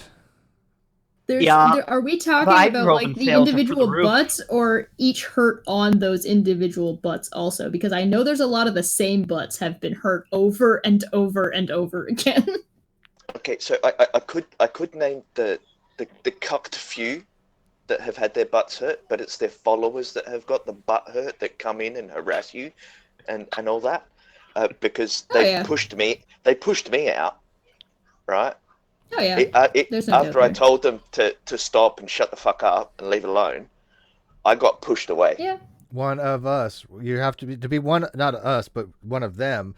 You have to virtue signal to them. Hey, congratulations. You had an opinion and kind of were like, maybe we should be done with this. And then they booted you the hell out. What? Dude, you're not allowed to have opinions. What's wrong? You should know better than this. Opinions are banned. Yes. Cancel culture. It's so funny Well- because did I? Hey, Echo chambers. Deborah, did I not have chambers, somebody in here who chambers. disagreed with me that we could have a conversation with? And people were like, Steve has an echo chamber. I'm like, wait a minute, I just had somebody in here to have him in because they disagreed Yeah. with me. That's what I was looking for. Yeah. We invited that other guy, It was and then cool. he decided not to come in and then ran away. Yeah, shocker. I disagree with people all the time, but they don't kick me from servers and discords. Yeah. By the way, again. Oh Miss- yeah, one of wait. the guys from one of the guys who was doing the servers on for non sequitur is also doing a lot of server admin stuff on a bunch of other stuff. Yes. And somebody questioned something that they did on the non sequitur show Discord and decided to willingly leave the non sequitur Discord. That person then vindictively went around and kicked them out of a bunch of other Discord servers Yeah. without telling anybody. Well, here's like the thing, any of though. the I know admins. some of the admins like the from people- some of the the bigger owners. ones, so he's not going to do that to me, I don't think. But yeah. It was Monk- Bool. I'm kidding. Monk- it wasn't Bool. No, it wasn't Fool. What about No, I know you're referring to, and you don't have to mention the name. But Monk, you could come in another Yeah. time. But no, I'm well familiar with Boulevant. I've read Boulevant. Have you actually read the Handbook of Atheism, the Monk 72? Have you read Boulevant's argument? I believe it's the first and I think it's the first one in the Handbook of Atheism. Have you actually read his paper? And which is it's an opinion piece, by the way.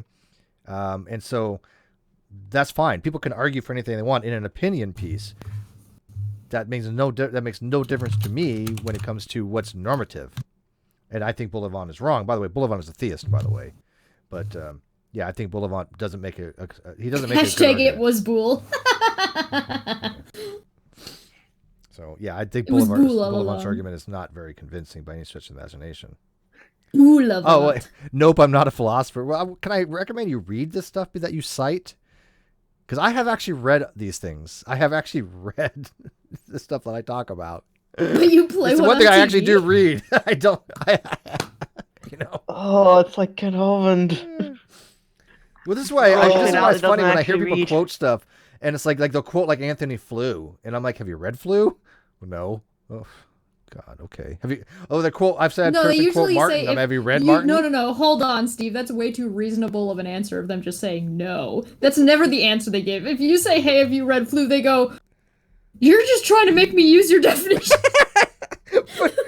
Flew was one of the ones that actually said. You're just Straight up. misrepresenting. You're just going to He's like- misrepresent what he said. Flu's argument, his whole paper was, hey, normatively speaking, atheism is the belief that God doesn't exist, but I want to change it, and then he gives a reason on the presumption of atheism why he wants to change it. Then that paper got shat on, especially in 2017, by a guy named Dr. Burgess Jackson, who wrote a very, very great paper explaining why Flew was wrong.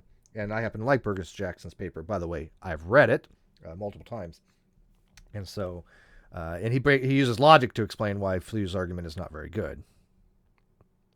He talks about what's called judicial imfelicities or judicial outcomes that why we assume in the These normies coming in here. what makes something a reason why we assume a person's innocent until proven guilty. There's a reason for that in the judicial system. It doesn't necessarily apply when it comes to an ontological claim.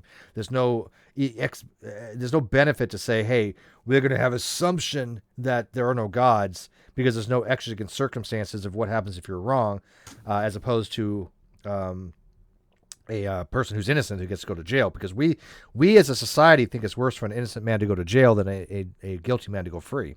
Right? So there's a difference in degrees of how we understand the legal system to be. That doesn't hold true in philosophy. There's no more egregious thing to be wrong about God existing than if God does exist, right? I mean, some Christian could argue, well, if you're wrong, you're going to hell. But, to a philosopher, being wrong, so what? There's just no default position on the proposition. So that's why I think Flu's argument is extremely bad. Josiah asked, no, their full answer, no, but I've quote mined him. No, I don't think he was quote mining him. I think he actually got the quote correct, or at least the essence of the paper, but because it wasn't a direct quote. One of the funniest things I've seen lately was Turek weaseling his way to get the Big Bang Theory into the biblical argument. Who? I find that Oh, funny. you're talking about Frank Turek? Yeah, Oh. Hitchens' nemesis. Yeah. I watched Frank Turek have a discussion with Alex O'Connor, Cosmic Skeptic, and I gotta tell you, that was actually my favorite discussion with Alex. I think he did exceptionally well.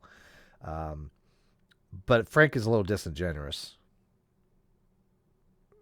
Yeah, well, when Hitchens calls him out and says, all you do is take what scientists find and then just you wedge it in between the pages of your Bible. Yeah, it's just so dishonest. Oh, I see that all the time. I'm in a DM group that's basically a bunch of Christian apologists, and most of them are PhD levels. Some of you might know, like Dr. Sarah Sylvanus,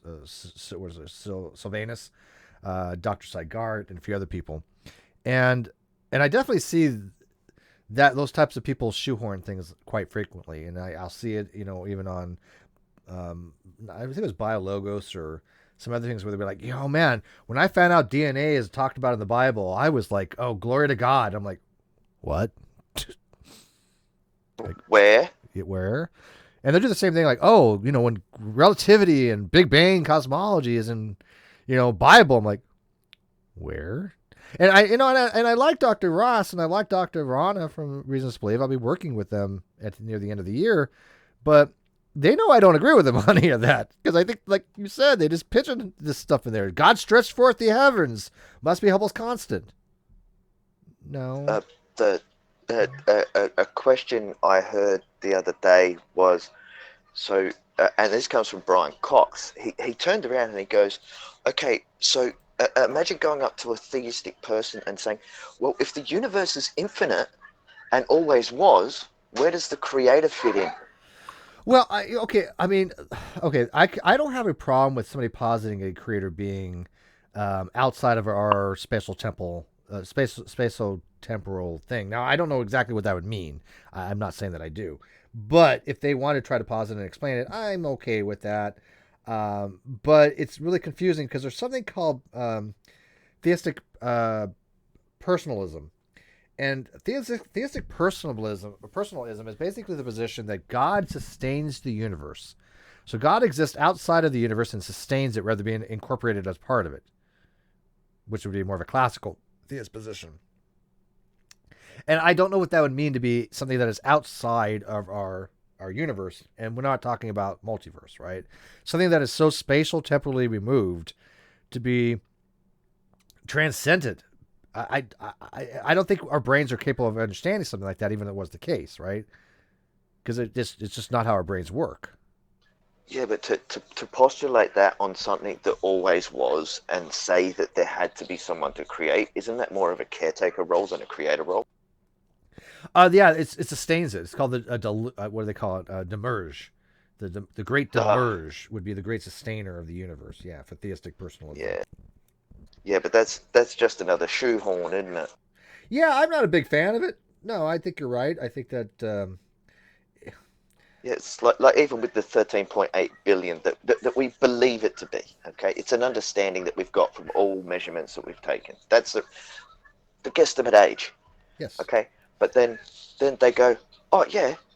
So the 6 days of creation were longer than 24 hours. Yeah, no, that's weird. No, and then they argue the day-night cycle, and it's like, yeah, you're arguing a 12-hour shift. Yeah, Gary had asked a question. Gary says if it's outside of everything, it doesn't even exist, and that's the whole point. Yeah, I don't know what it means to be existence if it's outside of everything. Right, Gary? I think there is something to be said for that, and I hate to kind of make it so kind of simplistic, but when we're talking about ontology, we're talking about the universe. That means everything that does exist. It has ontology. So what is something that is outside of existence? I mean, if God exists, he would have to be part of the universe. He would have to be in that set of all things that exist. If we're talking about what it means to exist, to be outside of that, I don't know what that would even actually mean. All right. Because you're saying it exists, but it doesn't exist in reality. It exists outside of reality. Well, what is it? What is that then? If it's not reality, it's you're saying it's not real. It's what you're saying. If something exists outside of reality, it's not real. It's a complementary isn't that Ansell's argument for God? It's what? So the Ansell argument is that if if God is the greatest thing in your mind, Yeah. therefore the only thing greater would be God in reality. Yeah, Anselm's great. Anselm's argue for his ontological argument deals with maximal great being, right? But yeah, I'll give you this. Dr. Swearink is actually having a debate, I think, tomorrow with somebody, and I forget who it was. I thought Nick Suda was supposed to debate Dr. Swearink, but Dr. Swearink is actually who is he going with Monitor debate tomorrow? I don't remember. Is it Jim Majors maybe? No, who is it? Not Jim Majors. It's somebody remind me. But anyways, I know Dr. Swearink, right? I've talked to Dr. Swearink. I've met him in person. I'll be going down to probably hang out with him next month actually, and he's a PhD in astrophysics. But I'd asked Swearink, and he gave me his book on multiverse, right? And I've read it, and as far as the physics and science behind it, seems perfectly legit.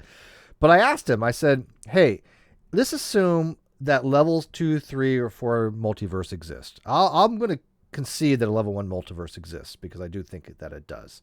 It's just a Hubble's volume. It's anything that, as we have an origin, anything that's in our sphere of influence, our cosmic event horizon, could be construed as a level 1 multiverse because anything that's beyond that is forever outside of our reach. Okay. But let's assume there is a multiverse where you have all these independent universes that are spatial temporally locked from us. They are isolated. Now, some people argue that there's what's called dark flow, which is an impingement of these universes upon ours. So there is some kind of causal relationship. Not quite figured out how that is possible with spatial temporal isolation. But let's assume that these other universes existed. He admits that we can never go there, right? It is not possible for somebody in this universe to ever travel to a universe beyond our own that is isolated from us. Okay, that's pretty standard in multiverse theory. So my question to him was, then why did Quran create them? Why do they actually have ontology? We're never going to see them, right? We will never go to, a multiverse that's way distant from our own because it's outside of our sphere of influence. We can never reach it, even if we I don't even know what it means to violate the laws of physics, but according to laws of physics, we are barred forever from ever going to those locations. So it's kind of like one of those things that's does the outside exist when you're not looking at it kind of thing? Why did God make these other places? Unless you could make a rip in space-time, okay, into subspace, as it would be, like Star Trek talks about, that would be the only way to create a causal rip between multiverses. That's the only one I've heard of, the only explanation I've. Well, I don't even know what you mean to even go through one of those. I mean, but you'd still have to break physics to do it. Yeah, so it would be like the principle in Flatland. Yeah, similar, right? I mean, a two-dimensional being is not going to be able to go into a third-dimensional thing. I believe we are physical beings. We're like, for example, let's say you could travel between a wormhole, black holes, and it is possible for one black hole to be entangled with another black hole, such that at the singularity you could have a photon leave through an EPR bridge and go from one part of the universe to another. That is possible, right? In theory. Yeah, but how would that happen with you're talking about a single particle. Being. Yeah, it couldn't. It absolutely couldn't. And one thing that even the problem is if a photon does go through an EPR bridge, the EPR bridge collapses. Right? We have jumped topics like king crazy. Yeah, I'm pretty versatile on this shit. But my argument to him in a nutshell was, that's a straight up bragging. I'm good. No, but my point was that Dr. Swearink is like, look, you're so he's a nice guy and he's brilliant, but it's like, why you're saying these multiverse is some of the glory to God. Why? What good is it to God to have that ontology if we can't go there? I don't understand this. He didn't really have a great answer, to be honest with you. But he's a real nice guy. And just a heads up, we're getting to the 100-minute mark. We're going to wrap it up here in a few minutes. But does that make sense? I'm just here to help. Yeah, absolutely. A quick Sagan on this point. Okay, you've got this God, and he answers your prayer directly. But what about all the other possibilities of life out in that universe? Is he going to answer those prayers as well? Here's a weird thing, and I'm going to leave you guys with this. And I'm not saying that I definitely believe this. I'm just something that I've thought about. Okay, it is either the case that we are alone in the universe, or it is not the case, right? I mean, that's pretty simple classical logic. So if it is the case that we are alone in the universe, we are the only intelligent being in all of the universe. That to me is pretty impressive, right? I think that is a special creation. By the way, Hugh Ross or Fuzz would use the term special, special. The anthropic principle says we have no special place in the universe, and I do subscribe to that. But if we were the only intelligent beings in the entire trillions of septillions of whatever galaxies and planets, I would think that's pretty damn amazing. And I'd be like, okay, if you want to posit a God because of that, it would at least be something to be considered, because I don't know how we would be the only intelligent life in the entire universe. The problem is one, how would you make that determination, because the universe is so vast? And two, if we are not the only intelligent thing in the universe, right? There's life everywhere. Does that add to the? Does that also say that some God did this, or does it actually take away from that? Say, you know what? Yeah, probably not a God, because hey, these other beings out there, they don't have a type of God beliefs, right? I mean, think how much they would add to our understanding if we were able to talk to an intelligent creature that lives trillions of light years away, right? They'd be like so informative of us. But I think that if life did not exist elsewhere, I'd be at least going, hey, there might be a God or something, because there's got to be some weird reason why we're the only planet that has life. Does that kind of make sense? Yeah. Yeah. So if I got a thing. Go ahead, Davros. Yeah, just like, so if we met an intelligent alien species, so one that had a language or a pictography or something like that, and they had a particular belief system that was set in some other form that didn't have this deity God type thing, would that disprove all our belief systems here on the planet?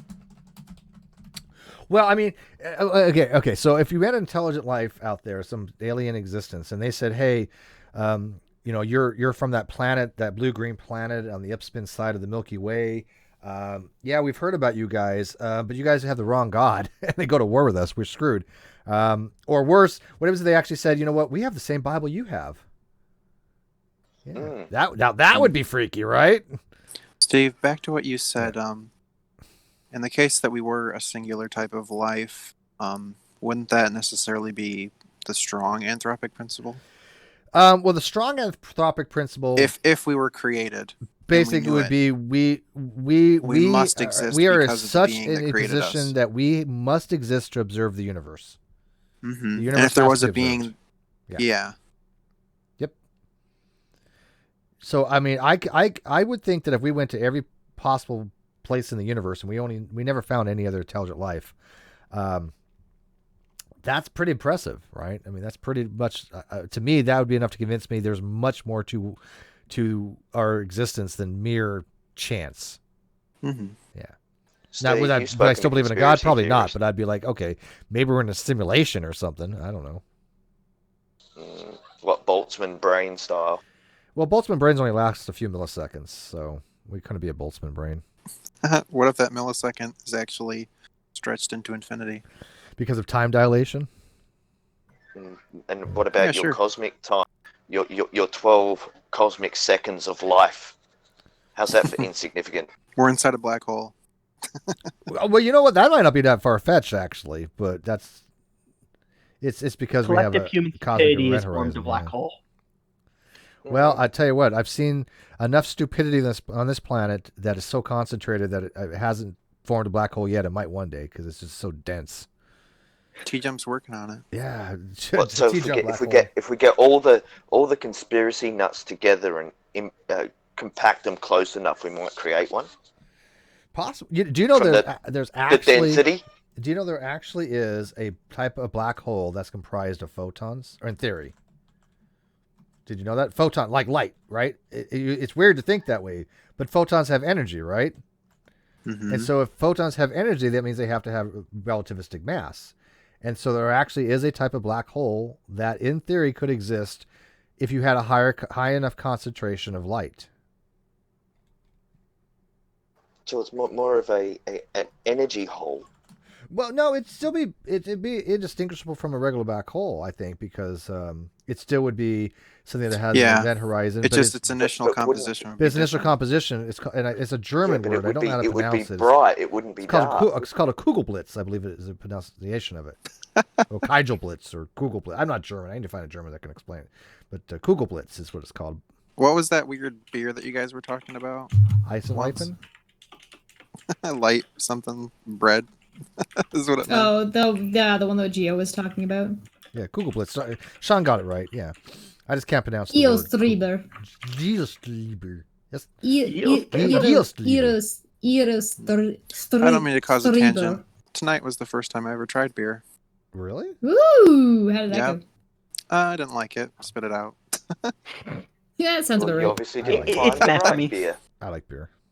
It was like a blackberry, raspberry, strawberry fruit beer. That's not beer. All right. Well, I'm going to wrap this up, guys. Thanks for watching. But I'll leave you guys with this one last thing. See if you guys figure this out. If you're in a black hole and you could theoretically travel faster than the speed of light, could you get out? And also, Ilya Moon for 5 says, "I love you all, kissy face." Ah, Moon, we love you.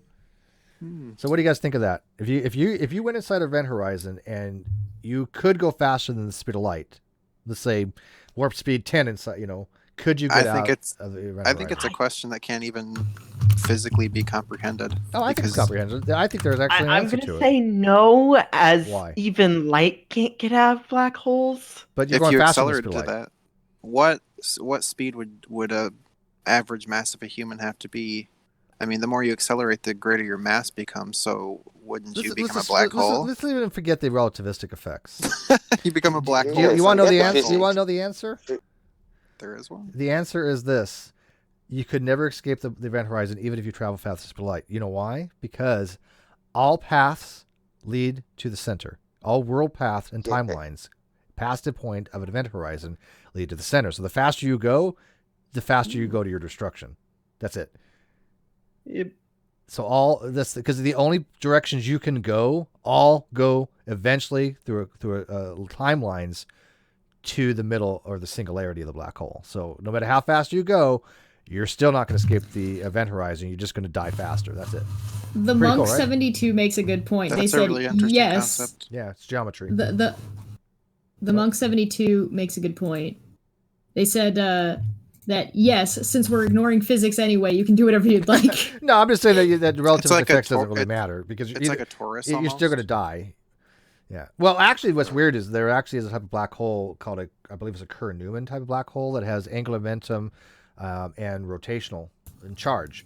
Angular momentum, which is rotation and charge. And so there's three things that most black holes will have, or have a combination of. They all have mass, right? And they all have. Most of them have some kind of rotation to them. Hypothetical. And some of them have what's called an electric charge. So that's called the O'Hare theorem. But if that is the case, some of these black holes will have a toroidal singularity that allow for passage through it. Where it ends up, who the hell knows? But oh well. All right, I'm out, guys. Thanks very much. Yeah. Like I said, we're going to be doing a lot more on this Discord stuff because I think it's fun. And I think it's easier than having Hangouts. Don't you? I mean, it's certainly easier than just making a hangout. I think so. I like that I don't have to wear pants. And you can push to talk. Yeah. I mean, those Yeah, I'm not on camera much as I used to be. reactionaries. I'm finding that I'm preferring not to be on camera. I don't know why. I mean, I guess I'm not as vain as people think I am. I actually really prefer not to be on camera if I don't have to be. There's a reason why I don't have webcam. It's less of a Fuck that shit. distraction. I think it is. I do believe that. Now, I understand for some shows, people prefer to something to listen or to look at when they're listening. But on stuff like this, just regular hangouts, yeah, I'd much rather not be on camera. Yeah, it's nice to see a facepalm when it happens. Oh, for flat Earth stuff, yeah, right. For anything. Yeah. All right, guys. Like, share, subscribe, all that happy hour horseshit stuff. Good night.